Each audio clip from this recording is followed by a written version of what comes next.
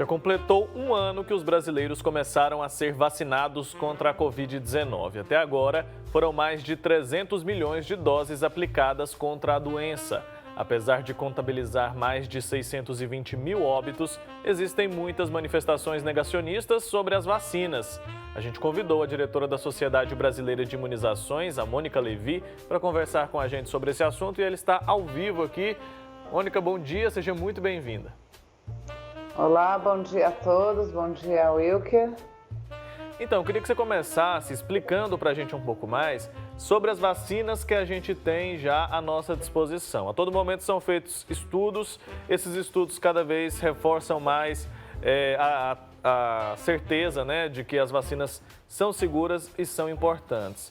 Queria que você explicasse para a gente essa questão da dose de reforço. Por que a gente tem essa necessidade de tomar essa dose de reforço? Qual que é a sua avaliação sobre a imunização no nosso país nesse momento? Olha, quando você licencia uma vacina e começa a usá-la na vida real, a gente chama de efetividade, não acaba aquela parte de estudos que levaram ao licenciamento. Você continua com uma vigilância das populações vacinadas e vai vendo o que acontece em termos de queda ou não de anticorpo, de proteção clínica. E o que foi visto? Que nesse cenário de variantes, as pessoas ficaram imunizadas, as vacinas foram extremamente eficazes, mas ao longo dos meses foi caindo a proteção conferida pela vacinação. E que essa dose de reforço, terceira dose, né, para as pessoas que não têm comorbidades, que não têm imunodeficiências, que esses têm um esquema à parte. Mas essa terceira dose ou reforço, em média, 4 meses após o esquema, né, o término do esquema de doses, seja a dose única da Janssen, seja as 2 doses das outras vacinas, faz com que o corpo fabrique anticorpos num nível muito elevado, dá um grande aumento, um up na imunidade. Então, é extremamente justificado esse reforço, ele tem um efeito benéfico muito grande, intenso na resposta imunológica. E não se sabe agora, depois desse reforço, como é que vai se comportar essa imunidade. Se ele é suficiente para dar uma proteção definitiva, se de ano em ano nós vamos precisar fazer novos reforços. Isso é o sistema de vigilância que vai determinar. Mas, ao que tudo indica, esse é o esquema, pelo menos de 2 doses e um reforço para as vacinas Covid. Certo, Mônica, bom dia, muito obrigada por estar aqui com a gente, esclarecendo essas dúvidas que, né, tem muita gente ainda com dúvidas sobre essas vacinas.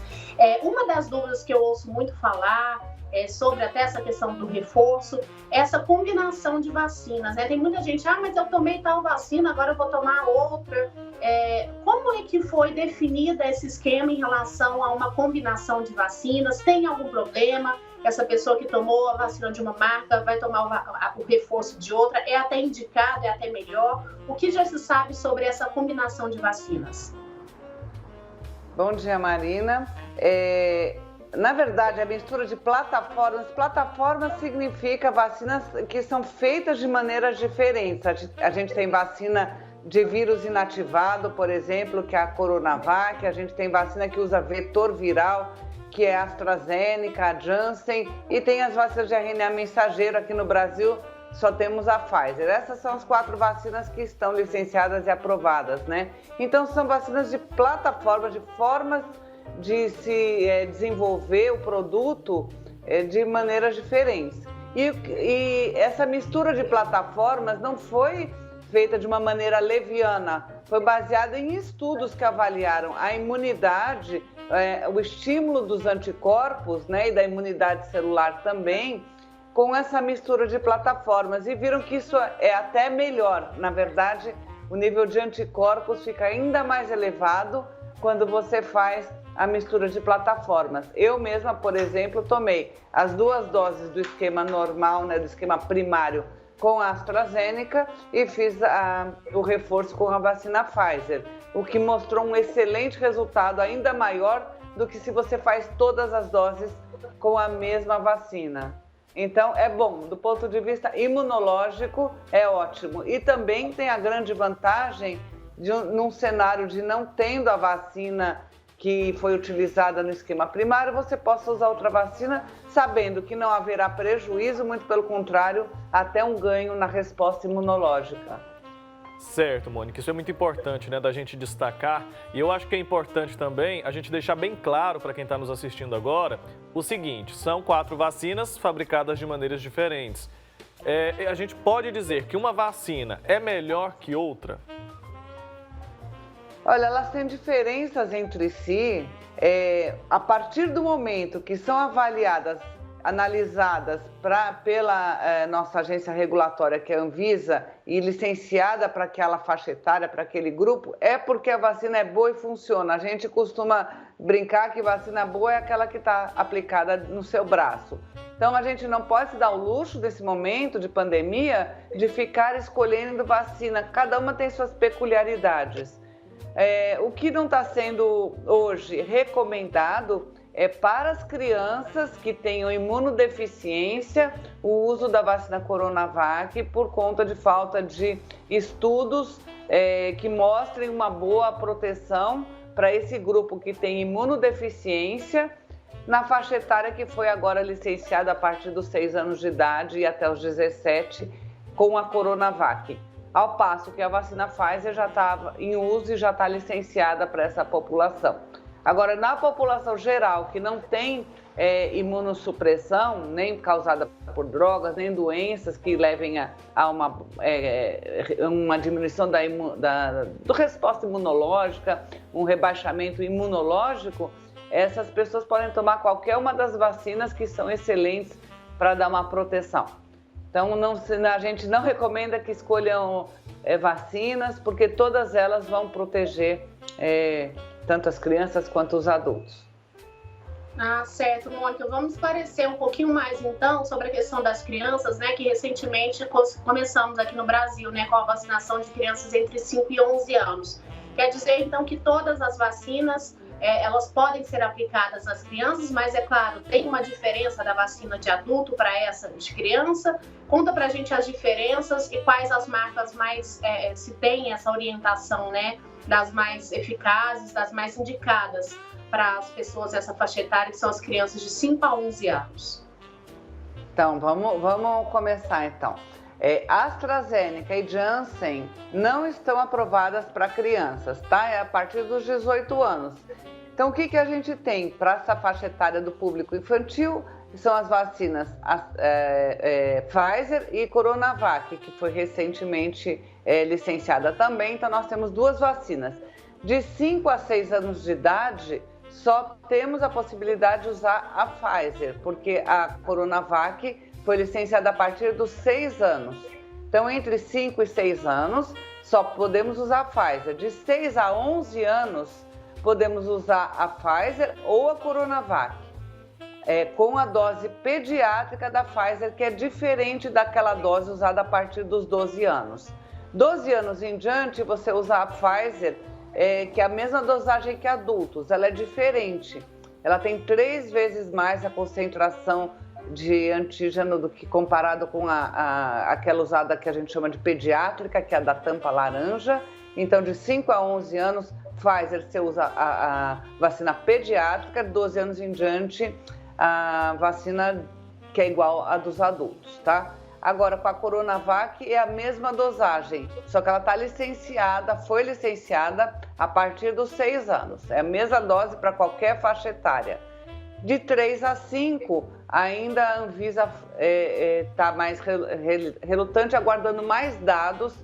O nosso licenciamento se deu principalmente com a experiência do Chile, né, país vizinho, que vacinou as crianças aí de 6 anos com uma excelente proteção, que a gente chama de efetividade, a eficácia no mundo real, né, com todas aquelas variáveis que acontecem na vida real. Então, a gente sabe que a Coronavac também foi extremamente eficaz para as crianças, segura, nenhum evento adverso grave, e por isso mesmo já forneceu dados para o licenciamento unânime de todo o corpo diretivo da Anvisa. Só que a partir dos 6 anos, de 3 a 5, ainda aguarda mais dados para poder ser aprovada também.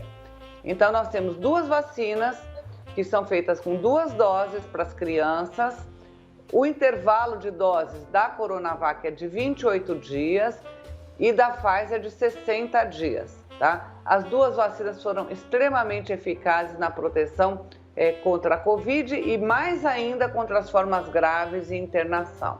E são muito seguras, isso é importante a gente frisar. Nós estamos com as mídias poluídas de fake news, denegrindo a segurança dessas vacinas, né? E, infelizmente, muitos passam a acreditar que as vacinas são perigosas, que podem oferecer algum risco para as crianças. E não, as vacinas, elas têm um grande benefício da proteção, a segurança é muito elevada e os eventos adversos graves são muito poucos, um percentual muito pequeno e todos tiveram uma evolução muito benéfica, tá? Então, quando você põe na balança o risco e o benefício da vacinação, nós não temos a menor dúvida de que a vacina é muito preferencial ao risco da doença, tá? Quando a gente fala de miocardite, fala de todas essas complicações, né, que a Covid pode dar, não tem nem como comparar com os raros eventos adversos e que, em geral, são autolimitados, se resolvem espontaneamente em pouco tempo, poucos dias. Fica o alerta, então, né, para os pais e para os responsáveis. A gente ouve, né, desses perfis na internet, pessoas mesmo no nosso dia a dia, os negacionistas, né, disseminando informações falsas e durante os argumentos deles sempre está presente a palavra experimental. Não vamos vacinar, a ideia deles é a seguinte, não vacine seu filho com a vacina experimental. Mas você trouxe para a gente informações sobre o processo de liberação de uma vacina. É muito burocrático, então, né? A vacina só chega, né, aos braços de alguém depois de um protocolo muito rígido, não é isso? Não, as vacinas não são experimentais porque elas seguiram todos os passos que precedem ao licenciamento. O que aconteceu foi, tudo isso foi acelerado porque nós estamos numa pandemia com gente morrendo, milhões de pessoas morrendo, então não tem como você licenciar em 5, 10, 15 anos essas vacinas. Mas eles foram feitos os estudos pré-clínicos, né, em laboratório, em testagem em animais, passaram aos estudos de fase 1 com poucos voluntários saudáveis adultos de 18 até 59 anos, onde se avalia a segurança, avalia se aquele produto funciona, se ele é eficaz, qual a melhor dosagem, estudos de fase 2, onde você aumenta o número de participantes que são avaliados e você testa as possíveis dosagens, os esquemas de intervalo de doses e continua monitorando a segurança e a eficácia. E na fase 3, que é o que precede ao licenciamento, aí são já centenas, milhares de pessoas que participam desses estudos, pessoas que são representativas da população geral, né? Aí tem várias faixas etárias, os dois sexos, alguns estudos entram já as pessoas que têm comorbidades, que são aquelas doenças crônicas, né? Que inclusive são de maior risco para evolução grave da Covid, né? E esses estudos foram extremamente satisfatórios e puderam ser licenciados. Mostraram que essas vacinas que hoje foram aprovadas e estão em uso no mundo, elas comprovaram a sua eficácia e a sua segurança. Então, assim, não tem nada de experimental. Os órgãos regulatórios são extremamente rígidos e a nossa Anvisa ela é reconhecida internacionalmente como um órgão muito sério na função que tem, né, de aprovação dos produtos a serem licenciados aqui no país. Então, o que a Anvisa licencia e aprova, a gente pode estar tranquilo que passou por todos os mecanismos, de todos os critérios necessários para que ela licencie e libere o produto para uso na população. Como é importante, viu, Mônica, você estar aqui com a gente hoje, né? Você que é diretora da Sociedade Brasileira de Imunizações, como é importante a gente ter pessoas de confiança, profissionais, para passarem as informações corretas, né? E é o que a gente pede sempre, né? Para que as pessoas que estejam confusas, estão desacreditadas, ouvirem fontes seguras, assim como você é. Muito obrigada mais uma vez por estar aqui. Tem muita gente que fica apreensiva. Eu queria aproveitar, já que a gente está aqui, a Sociedade Brasileira de Imunizações, ela tem um site que é www.sbim.org.br, onde tem um board Covid, um observatório Covid, onde tem todas as perguntas e respostas, todos os mitos e verdades sobre a Covid, todas essas questões que envolvem, né, essas argumentações contra a vacina, são explicadas de uma maneira muito, muito tranquila para a população leiga, né? Nós temos assim o pessoal da assessoria de imprensa que traduz do mediquês para uma linguagem fácil para que todas essas dúvidas de quem tem, de quem escuta informações contraditórias e fica na dúvida se deve ou não vacinar seus filhos ou se vacinar, tudo isso é abordado de uma maneira muito fácil de ser compreendida e é considerado hoje o site da Sociedade Brasileira de Imunizações uma fonte de informação segura. Está no site da OMS, é o único site de língua portuguesa que está na OMS e que é de recomendação, reconhecimento de fonte de informação segura e confiável. Então eu convido a todos, né, que tenham suas dúvidas a procurarem, né, é só entrar na página inicial do site da SBIM, onde tem todas essas informações sobre a Covid, tudo que você pode imaginar, uma verdadeira enciclopédia. E é livre, qualquer um pode acessar.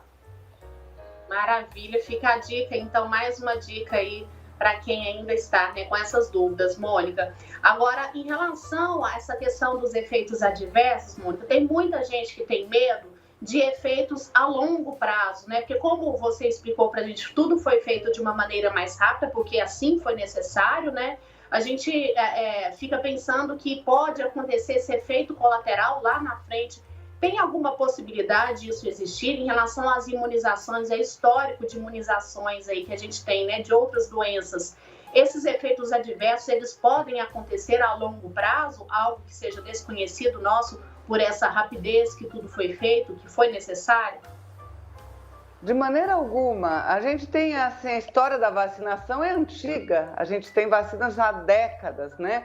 E não tem nenhuma plausibilidade biológica que você vai imaginar que vai causar câncer, doenças autoimunes. Muito pelo contrário. Várias vacinas já foram acusadas e a ciência comprovou não ter absolutamente nenhuma relação entre a ocorrência de doenças autoimunes ou de câncer com vacinas. Muito pelo contrário, elas protegem quem tem doença autoimune de morrer ou de ter infecções graves. Elas protegem, inclusive, contra o câncer. A vacina de HPV e a vacina de hepatite B mostraram o enorme papel na prevenção do câncer. Não tem nenhuma vacina que causa câncer, que causa doença autoimune. Então, esse argumento de que lá na frente vai acontecer isso, vai acontecer aquilo, não tem nenhuma base de evidência para dizer, né? Então, assim, é só uma maneira de causar medo, resistência à vacinação, porque não tem por onde se embasar essa afirmação, né? O RNA mensageiro, para quem tem medo dessa questão das vacinas, né, Pfizer e Moderna nos Estados Unidos, ele é degradado do corpo em poucos minutos depois que ele entra na célula. Então, aquilo lá só serve de um estímulo para o nosso sistema imunológico fabricar os anticorpos, mas aquele RNA mensageiro, que não é nem o RNA mensageiro do coronavírus, é um pedacinho que codifica uma proteína. Ele entra na célula, mas não no núcleo, não muda nosso DNA, não tem nada a ver com isso. E de lá ele estimula essa resposta imune, por isso a gente chama ele de antígeno, né? E aí ele é degradado, desaparece, some do corpo. Então, não faz sentido você dizer que lá na frente isso vai causar algum mal ou vai mudar a genética das pessoas. Isso são afirmações maldosas e sem nenhuma base científica de grupos antivacinistas. Isso falou tudo, viu? Maldosas mesmo. Olha, Mônica, obrigado, viu, pelo seu tempo aqui com a gente. Mônica Levi, diretora da Sociedade Brasileira de Imunizações. Importante demais, viu, a gente trazer tantos esclarecimentos para as pessoas que estão nos acompanhando agora. Até uma próxima oportunidade. Muito obrigada pela oportunidade, eu agradeço eu também. Até logo.